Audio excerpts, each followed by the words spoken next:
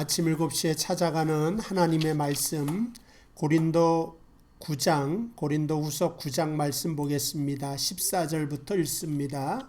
또 그들이 너희를 위하여 간구하며 하나님이 너희에게 주신 지극한 은혜로 말미암아 너희를 사모하느니라. 말할 수 없는 그의 은사로 말미암아 하나님께 감사하노라. 아멘. 그동안 고린도 후서 8장과 9장에 걸쳐서 이제 헌금에 대한 이야기를 하고 오늘이 이제 마지막 말씀입니다. 그동안 여러 번에 걸쳐서 헌금에 대한 이야기를 했는데 그 이야기에 대한 최종적인 결론이 헌금은 하나님의 은혜와 은사의 통로가 되는 것이고 그 은사가 나타나는 하나의 현상이다 하는 것으로 마무리를 합니다. 물론 우리가 상식적으로 헌금이 쓰여지는 곳, 그거는 왜 이렇게 그 헌금이 물론 교회를 위해서 또 교역자를 위하여서 또 선교지에도 선교 헌금으로 나아가는데 왜 이렇게 가느냐? 그거는 하나님이 그들에게 은혜를 주시기를 원하고 긍휼을 베푸시기를 원하는 것이기 때문에 그 원하는 것이 헌금의 모습으로 거기에 도달하는 것입니다. 그러니까 그것이 쓰여지는 곳에서는 하나님이 얼마나 은혜를 나에게 주시기를 원하시며 은사를 주시기를 원하시는 분인가를 깨닫고 감사가 나타나는 것이고 그 헌금을 하는 사람은 그러한 하나님의 긍휼을 베푸시는 일에 동참하는 사람이 되어 나아간다 하는 것을 물론 이제 결론으로 제가 시작부터 말씀을 드립니다. 이것은 왜냐하면 이만큼 이 결론이 중요하기 때문이다 하는 말씀을 드리고자 하는 것이고 물질과 돈에 대한 문제이기 때문에 편견과 오해가 없이 그냥 오늘 말씀에 어차피 나오는 것이니까 들어주셨으면 좋겠다 하는 그런 말씀을 드립니다. 그래서 원래는 오늘 10절부터 읽어야 되는데 그 10절 심는 자에게 씨와 먹을 양식을 주시는 이가 그랬어요. 사실은 우리가 헌금을 낸다 씨예요. 그 씨를 누가 만드셨는가? 그거는 이제 하나님이 만드셨다. 이게 우리가 기본적인 방침이죠. 그래서 하나님으로부터 받았으니 하나님께로 드립니다. 그 자세가 여기 심는 자에게 씨를 주시고 그 씨뿐만 아니라 심는 자에게 또 주신 것에서 먹을 양식을 주셔서 우리가 세상에서 물질을 버는 것에 대하여 사용하고 또 때로는 즐기는 것이 기뻐하는 것이 하나님의 뜻 안에 있는 것이다 하는 것을 알 수가 있습니다. 이는 너희 심을 것을 주사 풍성하게 하시고 그래서 심을 것을 주시고 심는 것 자체가 풍성하다고 하는 것을 의미합니다. 이 모든 것을 내 것이다 심지 않으면 어떻게 되겠습니까? 거둘 것도 없고 열매도 없게 되는데 이제 물론 세상적으로 우리가 투자라는 것으로 해서 심으면은 세상적인 것으로 해서 세상적인 것을 거두지만 또 마찬가지로 헌금을 통하여 영적인 일에 뿌리게 된다면 풍성하게 하시고 너의 의의 열매를 이렇게 말하는 그래서 영적인 것으로 헌금을 내므로 심게 되면 의의 열매를 하나님께서 더하게 하신다. 그래서 11절 너희가 모든 일에 넉넉하여 너그럽게 연보를 함은 그들이 우리로 말미암아 하나님께 감사하게 하는 것이라. 물론 우리가 헌금을 해서 그것이 쓰여지는 곳에서 이제 하나님께 대한 감사가 하나님이 이렇게 우리에게 은혜를 주셨구나. 눈에 보이잖아요. 그걸 보고 하나님은 나에게 은혜 주시기를 원하시는 하나님이시구나. 그리고 우리는 그 은혜의 전달자가 되어지는 것이다 하는 것을 알려주고 있습니다. 그래서 이것을 반드시 해야 된다 하는 것은 제가 에스겔서 33장 7절의 말씀을 좀 준비했는데 새 번역으로 좀 읽겠습니다. 내용이 번역본은 개정개혁은 좀 오해의 소지가 있어서 새 번역이 낫겠다 생각해서 7절 너 사람아 내가 너를 이스라엘 족속의 파수꾼으로 세웠다. 그러므로 너는 내가 하는 말을 듣고 나를 대신하여 그들에게 경고해라. 자, 죄 지은 사람에게 나를 대신하여 경고하라 그런 뜻입니다. 내가 악인에게 말하기를 너는 반드시 죽을 것이다 하였는데도 내가 그 악인에게 말하여 그가 악한 길을 버리고 떠나도록 경고하지 않으면 그 악인은 자신의 죄가 있어서 죽을 것이지만 그 사람은 죽은 책임은 내가 너희에게 묻겠다. 그렇죠? 내가 악인에게 그의 길에서 떠나서 거기에서 돌이키도록 경고하였는데도 그가 자신의 길에서 돌이키지 않으면 그는 자신의 죄 때문에 죽지만 너는 목숨을 보존할 것이다. 이제 이게 에스겔에게 하나님이 하신 말씀입니다. 악인에게 너는 죽을 것이다 말을 했는데 그가 돌이키지 않아서 죽으면은 만약에 말을 안 하고 그가 죽으면 너에게 책임을 묻는다 이거죠. 근데 말을 했는데도 그가 돌이키지 않으면 너는 괜찮지만 돌이키지 않는 사람에게 하나님께서 심판하신다고 하는 내용입니다. 그러니까 마찬가지로 우리가 헌금을 할 때 이 헌금의 용도에 대해서 때로는 전 시간에 시험에 들 수가 있다고 말씀을 드렸어요. 가만히 봐도 이것이 정상적으로 잘 지출이 되지 않는 것 같다. 재정부에서 뭔가 이상한가 이런 생각 가질 수도 있죠.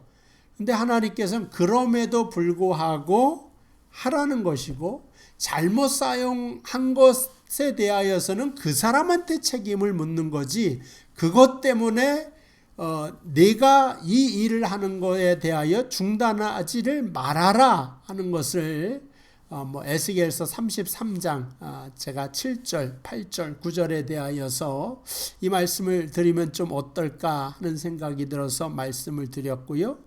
또 마가복음 4장 26절 말씀 보시면 또 이르시되 하나님의 나라는 사람이 씨를 땅에 뿌린 것 같다. 근데 그가 밤낮 자고 깨고 하는 중에 씨가 나서 자라되 어떻게 그리 되었는지 알지 못한다. 그래서 씨를 뿌리는 것이 하나님의 나라입니다. 어차피 거기에 이제 부분의 헌금도 표현했는데 이 헌금이 어떻게 사용할지는 하나님이 다 그 열매 맺고 결실 맺게 되는데 그 풍성함에 대하여 이야기하는 거예요. 천국의 풍성함. 겨자씨만큼 헤어도 모든 새들이 와서 깃들 만큼 가장 큰 나무가 되었다. 이것을 하나님이 만드신다는 거죠. 그러니까 우리나라를 보시면 사실 미국 교회가 선교헌금을 해서 병원도 짓고 학교도 짓고 그래서 조선의 왕에서 정치권에서 선교를 하라고 하는 윤허를 받고 선교를 합니다. 그러지 않으면 다 핍박이 찾아오고 하니까 이걸 다 미국 교회 헌금으로 감당을 했어요. 근데 오늘날 이와 같은 열매를 맺는 거예요. 한국에서. 그래서 세계적으로 미국 다음으로 가장 많이 선교하는 나라가 되었고 이 하나님의 은혜가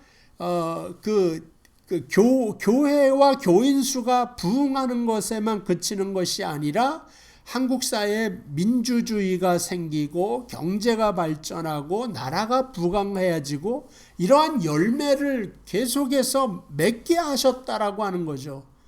그러니까는 지금 우리나라를 생각하면 하나님이 미국 교회의 헌금을 어떻게 사용하셨는가? 우리나라에 정말 그들이 낸 물질을 바라보면서 이것이 우리나라에게 주시는 하나님의 은혜의 표현이고 은사의 모습이구나. 정말 우리를 축복하시는구나.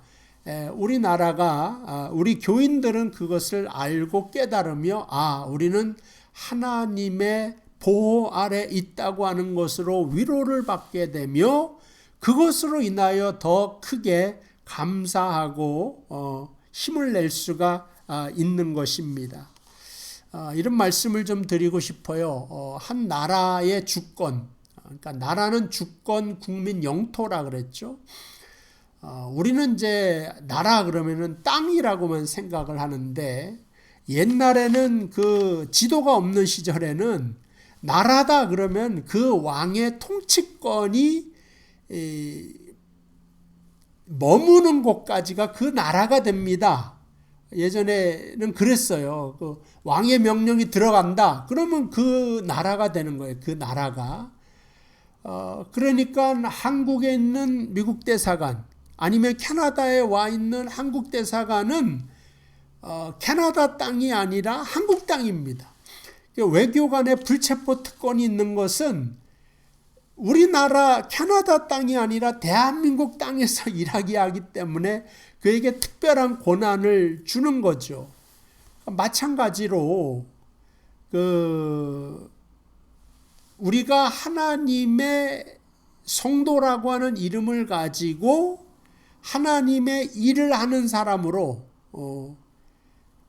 이 땅에서 살아가게 되면은 이 땅에 내가 와 있는 그곳에는 내가 천국의 원리를 가지고 사는 이상은 하나님의 천병으로 여기가 바로 하늘나라가 되었습니다 라고 선언하는 것이 되지 않습니까?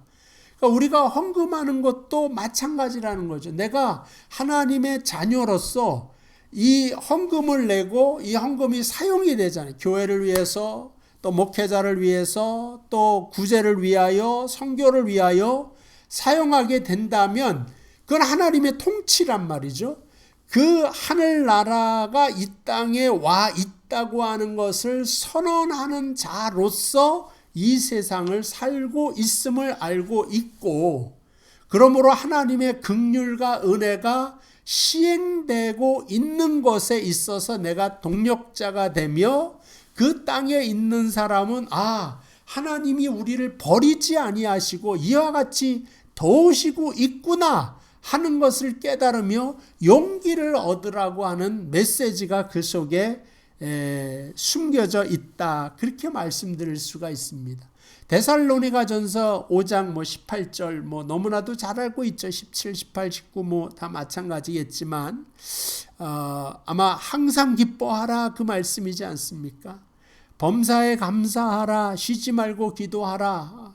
일전에도 말했다시피 기뻐할 일이 없는데도 억지로 기뻐하라는 것이 아니라 하나님이 너에게 베푸시는 은혜가 있기 때문에 기뻐할 수가 있게 만드신다는 거예요. 그러니까 하나님이 너에게 큰 일이 있어야지만 그것에만 신경 쓰는 게 아니라 범사에 감사하는 건 그 사소한 일에까지도 하나님이 간섭하셔서 잘되게 하시기 때문에 범사에 감사한다는 거 아닙니까? 그러니까 쉬지 말고 기도하라고 하는 건 내 모든 기도에 반드시 응답하여 주겠다. 그래서 18절에 이 모든 것은 그리스도 예수 안에서 너에게 허락하시는 그 하나님의 뜻이니라 이렇게 말씀하고 있지 않습니까? 마찬가지로 그래서 우리가 예수 그리스도를 우리가 요청해서 하나님 보내시지 않은 것처럼 우리가 아직 죄인 되었을 때 우리가 멸망받는 것을 멸망받을 수밖에 없는 상황 속에서도 하나님의 사랑의 표현으로 예수 그리스도를 우리에게 주신 하나님께서 우리가 얼마든지 범사에 아무리 작은 일에도 감사할 거리를 허락하여 주시고 늘 기쁘게 하실 것이다 라는 그 은혜, 그걸 주시는 하나의 모습으로 우리가 하나님의 물질을 가지고 사용하는 것이다. 그런 말씀을 드리면서 저도 교회에서 나오는 사례로 생활을 하고 있지만 이것을 받으면서 하나님의 은혜가 우리 교회를 통하여서 저에게 매일같이 공급된다고 하는 사실을 되뇌이면서 늘 범사에 감사하며 항상 기뻐하며 또 이렇게 공급해 주시는 하나님이 계시기 때문에 항상 기도하는 자세로 살아가도록 하겠고, 여러분들은 하나님의 동력자요, 하나님의 은혜와 긍휼을 전달하고 그것을 위하여 씨를 매주 심는 하나님의 자녀요, 하나님의 제자라고 하는 일꾼이라고 하는 사실을 다시 한번 알려주면서 고린도 후서에 나와 있는 8장 9절에 나와 있는 헌금의 원리에 대한 말씀을 마치도록 하겠습니다. 기도하겠습니다. 하나님 아버지, 은혜와 사랑을 감사합니다. 고린도후서 8장 9장을 통하여서 우리가 헌신과 헌금에 대한 원리를 배웠습니다. 그 속에 남겨져 있는 하나님의 긍휼과 은사의 의미를 잘 깨닫게 하시고, 혹여나 우리의 마음에 꺼리는 것이 있다면 다 은혜로 잘 받아들일 수 있는 귀한 시간 되도록 인도하시고, 늘 하나님의 은혜와 하나님의 은사와 긍휼과 베풀어 주심이 헌금을 통하여 종에게, 교회에게, 또 구제사업을 통하여 선교사업을 나타낼 때 30배, 60배, 100배의 결실을 얻는 명성교회 되도록 인도하여 주시옵소서. 예수님의 이름으로 기도하옵나이다. 아멘. 감사합니다. 주일날 또 뵙도록 하겠습니다. 주 안에서 평안하시기를 바랍니다.